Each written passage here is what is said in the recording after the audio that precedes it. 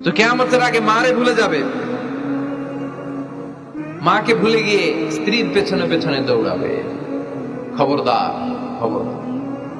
আপনি নামাজি হতে পারেন, মুসল্লি হতে পারেন, হাজী সাহেব হতে পারেন, কিন্তু মা যদি বদদোয়া দেয় আপনার সব শেষ, দুনিয়াও শেষ, আখিরাতও শেষ। মায়ের মর্যাদা বাবার চেয়ে 3 গুণ বেশি।